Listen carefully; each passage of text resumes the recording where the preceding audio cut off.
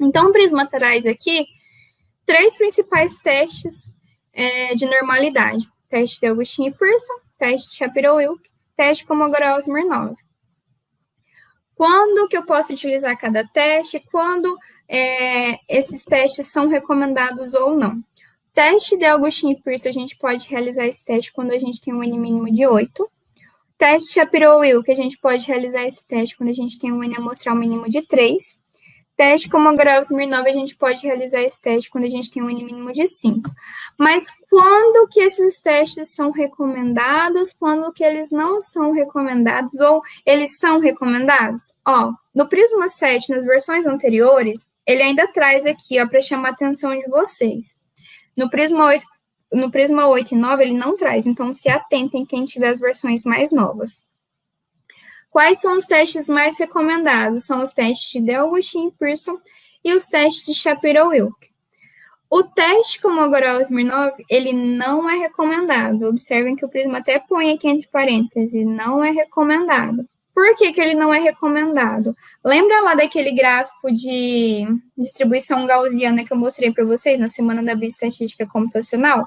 O teste Kolmogorov-Smirnov vai considerar a minha distribuição, ele vai avaliar a distribuição dos meus dados por meio de uma distribuição cumulativa. Então, não é aquela distribuição gaussiana, bonitinha.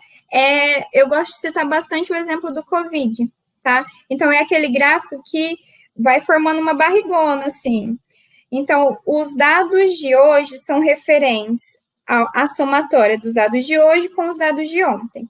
Os dados de amanhã são referentes à somatória do dado de amanhã, com o dado de hoje, com o dado de ontem, com o dado de anteontem, e assim sucessivamente.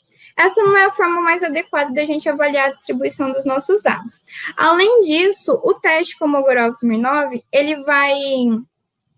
não vai considerar valores discrepantes ao decorrer dessa distribuição cumulativa. Então, se a gente tiver algum dado discrepante aqui, ele vai ignorar, não vai colocar aqui para avaliar esse tipo de dado. Isso não é tão adequado. Então, os testes mais adequados para a gente avaliar a distribuição dos dados são os testes de Augustin e Pearson e os testes de Shapiro-Wilk.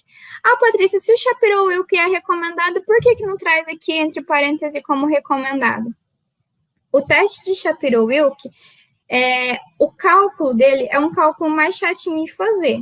Mas hoje a gente não tem esse problema, o software que faz para a gente, certo? Mas como ele era ele apresentava um cálculo mais chatinho, os estudiosos foram derivando desses cálculos. Então, tem uma série de fórmulas matemáticas que levam ao teste de Shapiro-Wilk. Então, tem testes de Shapiro-Wilk de várias versões. O Prisma utiliza aqui a versão de Hoyt, tá? É recomendado, mas por que ele não traz? Por conta dessas várias versões. E um segundo ponto que ele não traz essa recomendação entre parênteses é que se a minha amostra tiver muitos valores repetidos, o teste Shapiro-Wilk acaba perdendo um pouquinho de poder, tá?